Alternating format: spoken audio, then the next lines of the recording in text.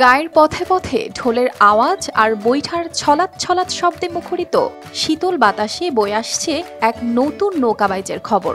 নদীমাতৃক এই বাংলাদেশে বর্ষার সময় গ্রামের নদীনালা খালবিল পানিতে থই থই করে, আর এ সময়ে গ্রাম বাংলার ভিন্ন ধরনের খেলাধুলার প্রতিযোগিতা চোখে পড়ে। তাদের মধ্যে অন্যতম হল নৌকাবাইজ।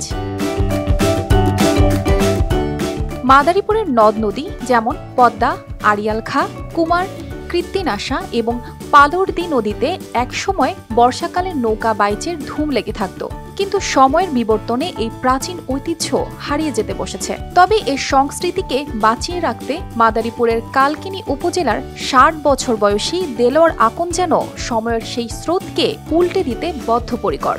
শখ আর ভালোবাসার তাগিদে তিনি নিজ হাতে তৈরি করেছেন ১০০ হাত লম্বা এক বিশাল নৌকা, যা নিয়ে আবার জেগে উঠেছে তার স্বপ্নের সেই নৌকা বাইচ। শখের নেশায় উনি আগে যখন নৌকা ছিল না, তখন উনি নৌকা মানুষ এটা ভাড়ায় এনে বিভিন্ন জায়গায় গিয়ে নৌকা বাইচ দিয়েছেন। তখন ওনার নেশায় জাগলো যে আমি নিজে একটা নৌকা বানাবো। এলাকায় সবাইকে নিয়ে ডাকলো যে আমরা যেহেতু গ্রাম বাংলার ঐতিহ্য শেষ হয়ে যাইতেছে, তাহলে আমি নতুন একটা নৌকা আবার বানাই।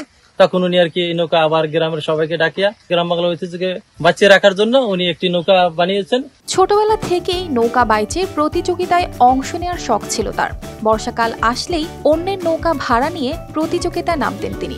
কিন্তু প্রায় ১৫ বছর আগে নিজের তৈরি করা ছোট্ট একটি বাইচের নৌকা নষ্ট হয়ে যাওয়ার পর প্রায় ৪-৫ বছর বাইচের নৌকা না থাকায় তিনি প্রতিযোগিতায় অংশ নিতে পারেননি।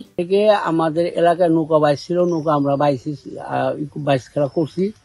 এই নৌকা আবার পুরানো হয়েছে, আবার নৌকা বানায় আমরা নিজেরাও বাইছি। বাবার পর নৌকা পুরানো হয়েছে, এটা বাদ দিয়া বাদ রেখে এখন আবার নতুন করে আবার শুরু করছি। বাই বেড়াতে সবার একটা আনন্দ দেওয়ার জন্য ৪ মাসের প্রচেষ্টায় এই ১০০ হাত লম্বা নৌকায় ৭০ জন মানুষ বৈঠা হিসেবে উঠতে পারেন। ১০ লাখ টাকা খরচ করে তৈরি এই নৌকাটি সাজানো হয়েছে আলকাতরা, রং, পিতলের নকশা ও বিভিন্ন সরঞ্জাম দিয়ে। এলাকার কিশোর যুবকেরা জীবনে প্রথমবারের মতো এই নৌকায় বৈঠা বাইতে পারবে বলে রীতিমতো উচ্ছ্বসিত।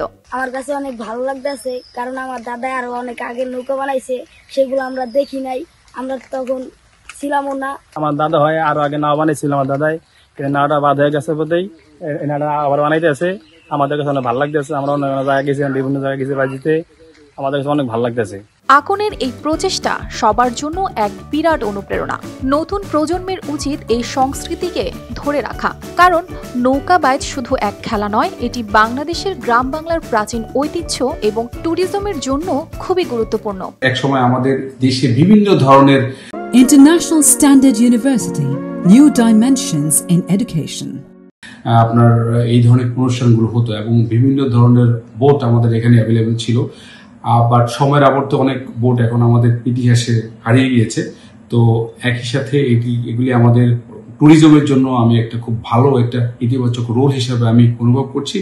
এবং ওনার যদি অন্য কোনো রকমের সহায়তা যদি প্রয়োজন হয়, আমাদের অ্যাডমিনিস্ট্রেশনের পক্ষ থেকে সকল ধরনের অ্যাসিস্ট্যান্স আমরা অব্যাহত রাখব। এভাবে নিজের শখ এবং সাংস্কৃতিক ঐতিহ্যকে টিকিয়ে রাখার এই প্রচেষ্টা সত্যিই প্রশংসনীয়। নতুন প্রজন্মকে যেন তারা এই ঐতিহ্যের সাথে জড়িয়ে রাখতে পারে, এমনই প্রত্যাশা সবার। News desk, RTV।